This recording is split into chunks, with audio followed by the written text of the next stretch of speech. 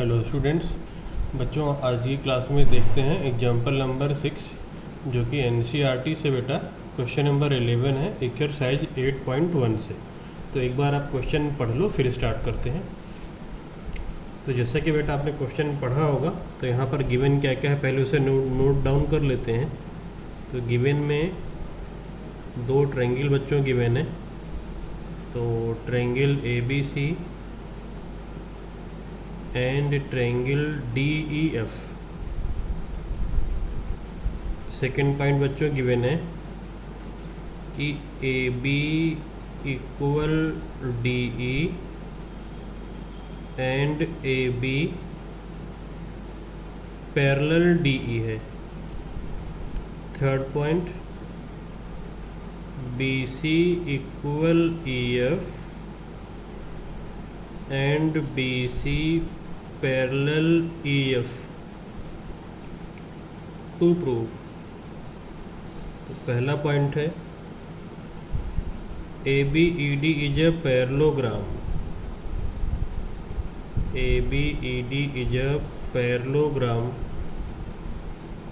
Second BEFC is a parallelogram.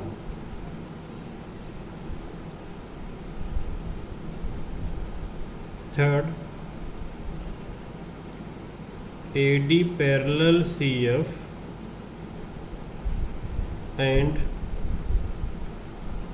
AD equal CF। Fourth ACFD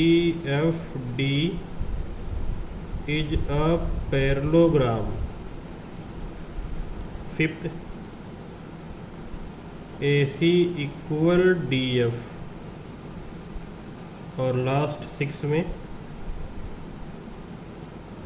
triangle ABC congruent triangle DEF approve.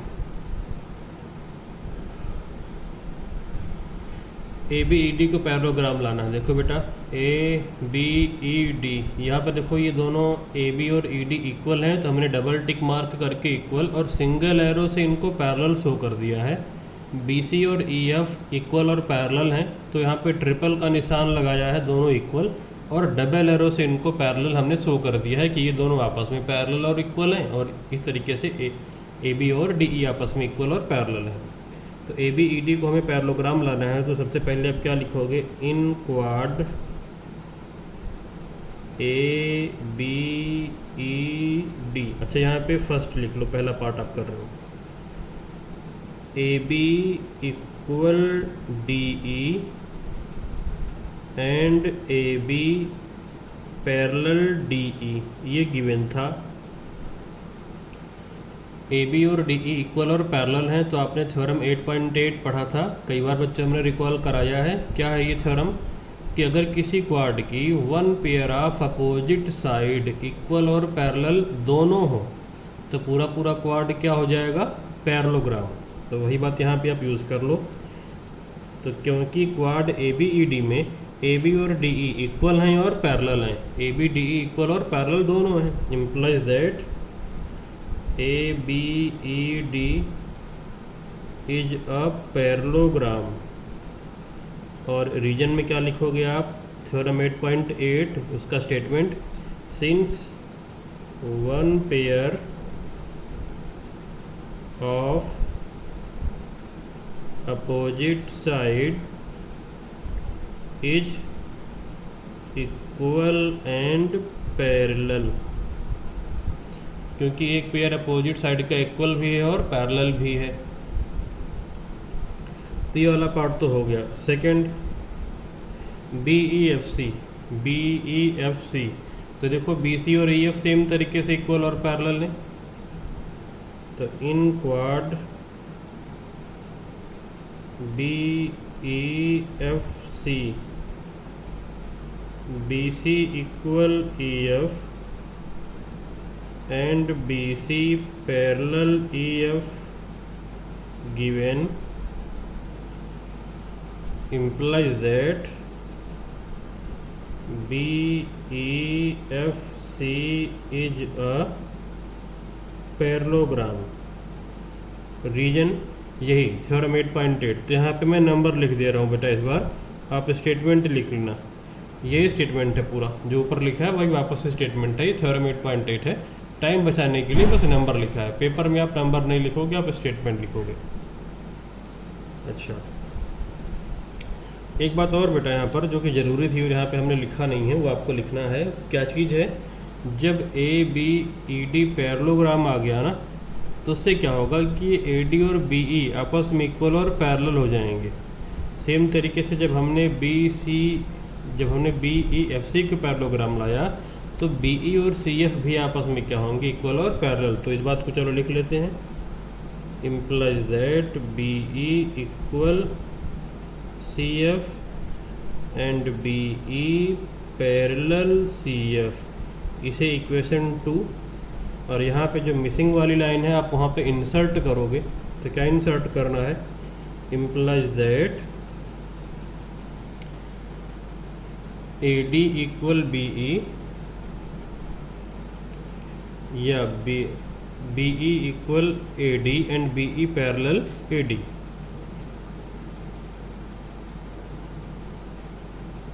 B E equal A D and B E parallel A D. इसे equation आप 1 लिखोगे। अब third पे आते हैं। A D parallel C F, A D equal C F. A D और C F को equal और पैरेलल लाना है, तो देखो ज़रा कैसे आ जाएगा। ए डी बी ई से भी पैरेलल और इक्वल है। बी ई जो है वो बेटा ए डी से पैरेलल और इक्वल है, और बी ई सी एफ से भी पैरेलल और इक्वल है।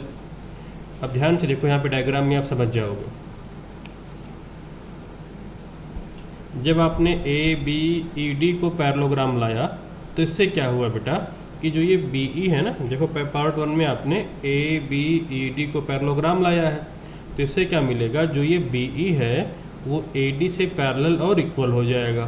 फिर आपने क्या किया? बी ई एफ सी को पैरेललोग्राम लाया, बी ई एफ सी को पैरेललोग्राम लाया। इससे क्या होगा बेटा? अब यही बी ई सी एफ से इक्वल और पैरेलल हो जाएगा। ये इक्वेशन 2 है। तो पहली वाली इक्वेशन में बी ई को आपने ए डी से पैरेलल और इक्वल लाया।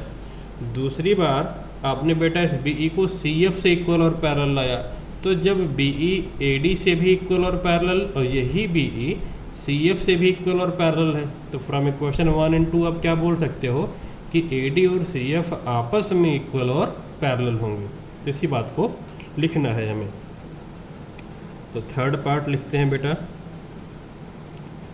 From equation 1 and 2। सीधा सीधा from equation 1 and 2 B E equal C F, B E equal C F नहीं, वास्तव में A D equal C F और A D parallel C F लिखना था, मैंने बी ई लिख दिया है। चलो लिख ही देते हैं, एक बार लिख दिया है। तो B E equal C F and B E parallel C F, और यहाँ पे B E equal A D and B E parallel A D. Implies that आ जाएगा A D parallel C F and A D equal to C F. तो ये आ गया। अब fourth part पे आ जाओ। ए सी एफ डी को पैरेललोग्राम लाना है।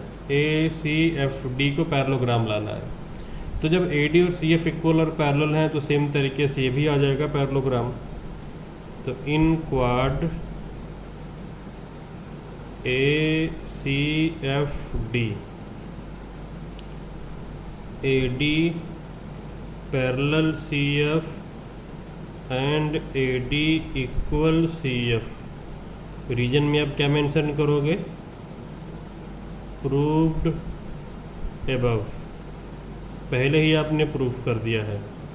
तो implies that A C F D is a parallelogram reason में वही सेम स्टेटमेंट 8.8 वाला।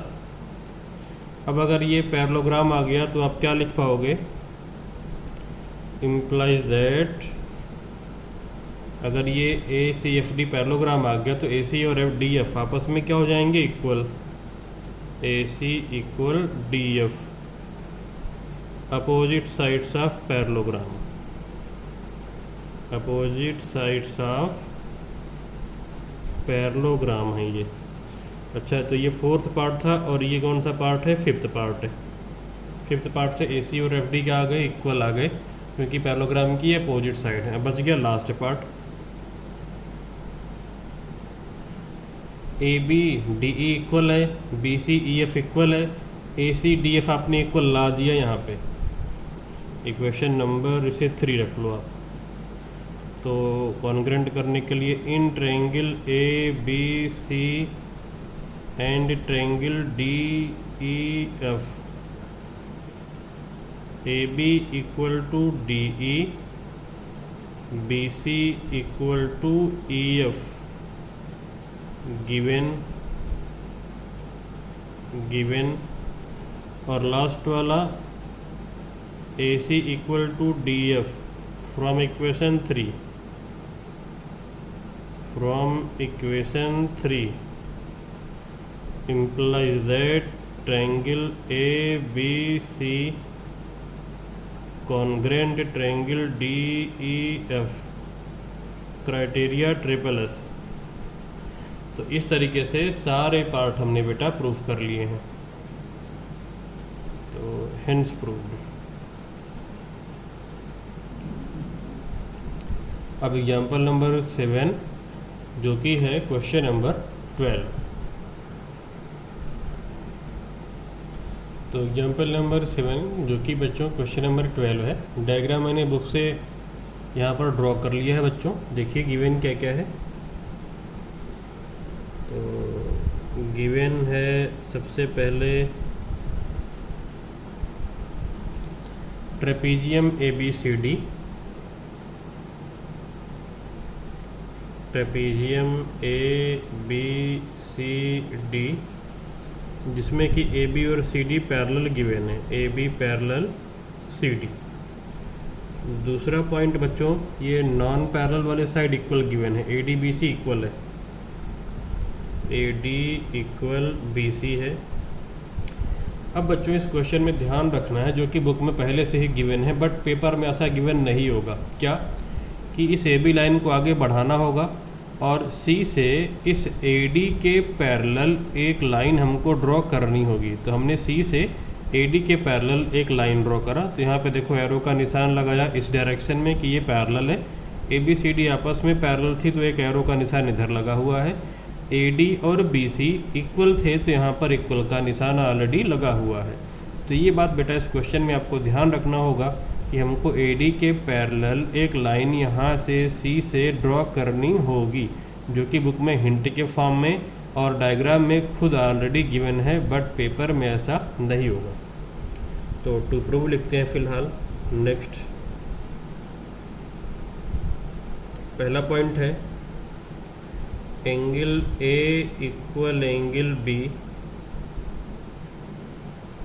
Angle C equal angle D, triangle ABC congruent triangle BAD। Fourth point AC equal BD, construction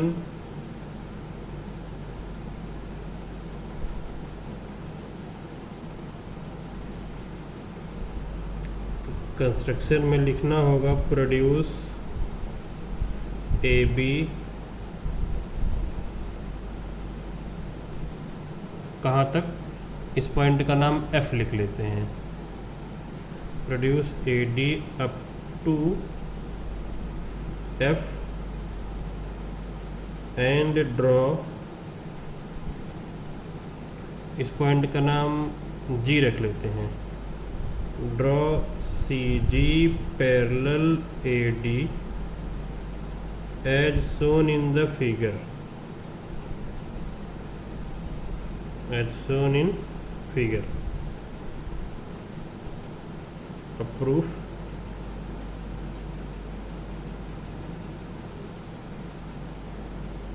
proof करते हैं बेटा। तो उसके लिए ज़रा नेमिंग कर ली जाए। इस एंगल का नाम एंगल 1, इसका एंगल 2, ये एंगल 3 नाम रख लिया है।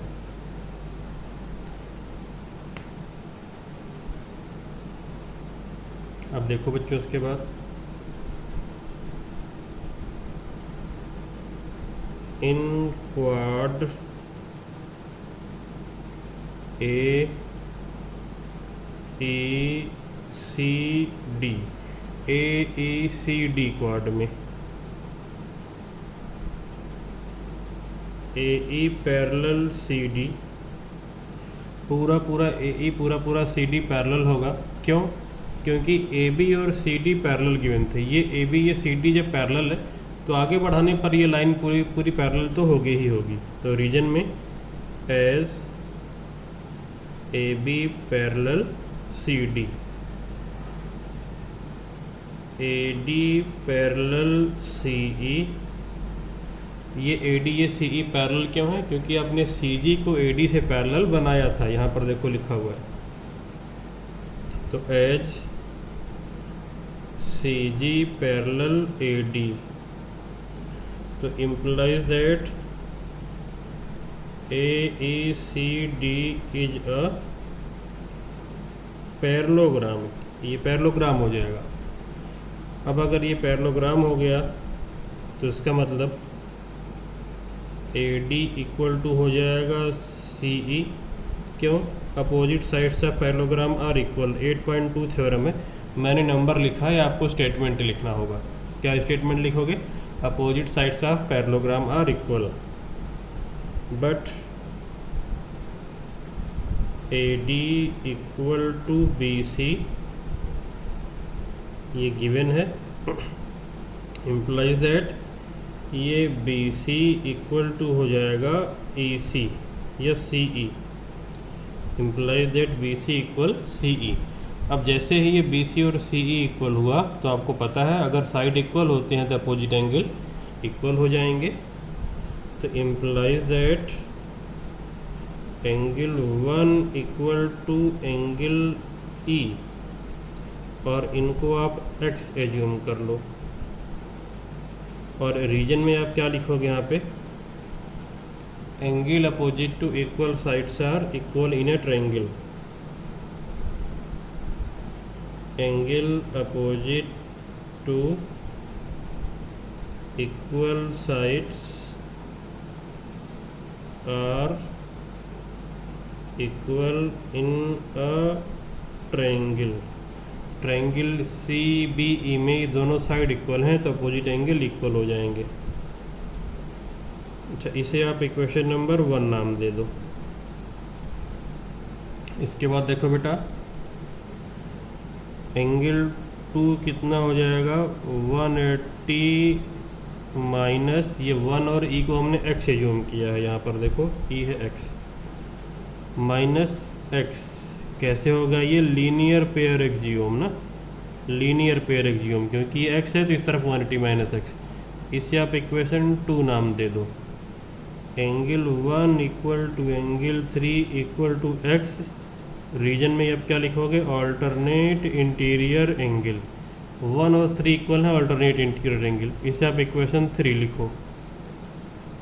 इसके बाद देखो बेटा, angle E equal angle D, ये भी इक्वल टू x हो जाएगा। ये E और ये D इक्वल होगा। क्यों? क्योंकि ADCE जब ये पैरेललोग्राम है तो पैरेललोग्राम के अपोजिट एंगल तो इक्वल होते हैं। रीजन में अब क्या लिखोगे? Opposite angles of parallelogram are equal. 8.4 theorem है, मैंने नंबर लिखा हूँ, आप स्टेटमेंट लिखोगे। ये इक्वेशन 4 हो गई। अच्छा, अब इसके बाद देखो बेटा, ये एंगल D और एंगल A दोनों कैसे एंगल होंगे? सप्लीमेंट्री, क्योंकि ये को इंटीरियर है ना, ये लाइंस पैरेलल है, ये ट्रांसवर्सल है। तो आप लिख सकते हो यहाँ पे क्या लिखोगे? Angle A plus angle D equal 180 को इंटीरियर एंगल्स जो कि सप्लीमेंट्री होते हैं, implies that angle A equal to 180 minus x, D की वैल्यू कितनी है, एंगल डी एक्स है ना, फ्रॉम इक्वेशन 4 एंगल डी कितना था, एक्स था इसलिए। अच्छा, इसको अब आप नाम दे दो इक्वेशन नंबर 5। अब ज़रा देखो, ए को बी से इक्वल लाना था, तो ए 180 माइनस एक्स है, बी मतलब एंगल 2, जो ये बी है ना, ये ट्रेपीजियम की बात चल रही थी यहाँ पे। ये जो बेटा एंगल बी लिखा है, ये किसका एंगल बी है, ट्रेपीजियम का। तो आप यहाँ पे मेंशन कर दो एंगल 2 180 माइनस एक्स है, तो एंगल ए भी 180 माइनस एक्स है, from equation 2 and 5। From equation 2 and 5 angle 2 equal to angle A equal to 180 minus x, implies that, finally से आप लिख सकते हो angle A equal to angle B. अब सी इक्वल टू डी लाना है, तो देखो एंगल 3 कितना आ चुका है, एक्स, और डी भी कितना आ चुका है, एंगल डी हमने लिखा होगा ये एक्स, डी एक्स है, और एंगल 3 भी कितना है, एक्स है। तो फ्रॉम इक्वेशन 3 and 4, तो इस बार फ्रॉम इक्वेशन 3 and 4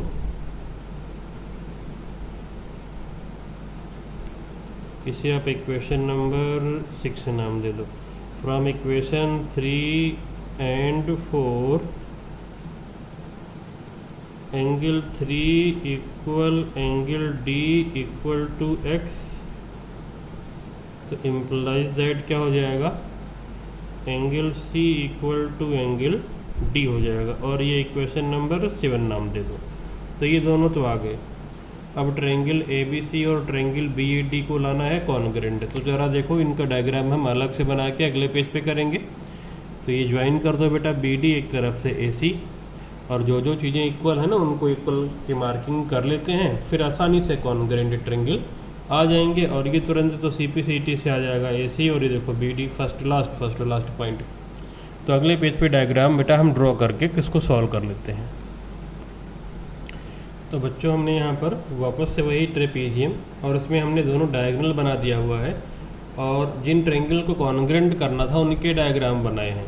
तो कॉन्ग्रेंट करना था ए बी डी को, तो ट्रायंगल ए बी डी हमने बनाया है। ये वाली लाइन गलती से बेटा बन गई है, इसको ड्रॉ नहीं करना है।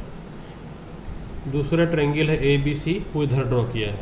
जो चीज़ें इक्वल है उनको मार्क कर लो। ए डी और बी सी इक्वल था, तो हमने दोनों पे देखो इक्वल की मार्किंग लगा ली है। दोनों ही ट्रायंगल में ए बी कॉमन है, तो देखो इक्वल की मार्किंग सिंगल टिक से लगा लिया है। इसके अलावा बेटा ट्रेपीजियम का एंगल ए और पूरा एंगल बी ट्रेपीजियम का आप इक्वल ला चुके हो इक्वेशन 6 में, तो ए और बी पे इक्वल की मार्किंग कर ली है। अब दोनों ट्रायंगल को कॉन्ग्रेंट करना है, कर सकते हो साइड एंगल साइड से, सी पी सी टी से बी डी और ए सी इक्वल आ जाएगा। ये अगला पार्ट भी प्रूफ होकर आ जाएगा।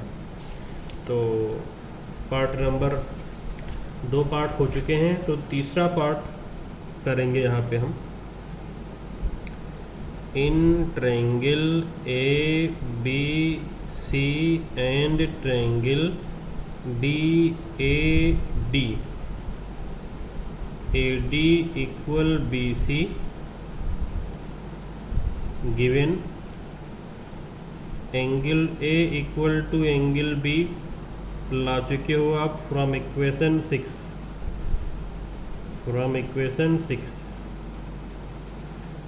इसके अलावा A B equal A B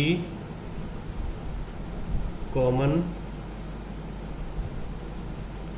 implies that triangle A B C congruent triangle B A D S A S implies that AC equal to BD CPCT, ये फोर्थ पार्ट था। तो ये सारे पार्ट हमने प्रूफ कर दिए हैं और ये हेंस प्रूफ।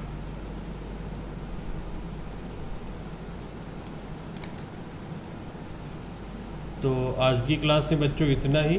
अब यहाँ पे 8.1 एक्सरसाइज फिनिश हो गई है, इसके बाद देखेंगे अगली क्लास में।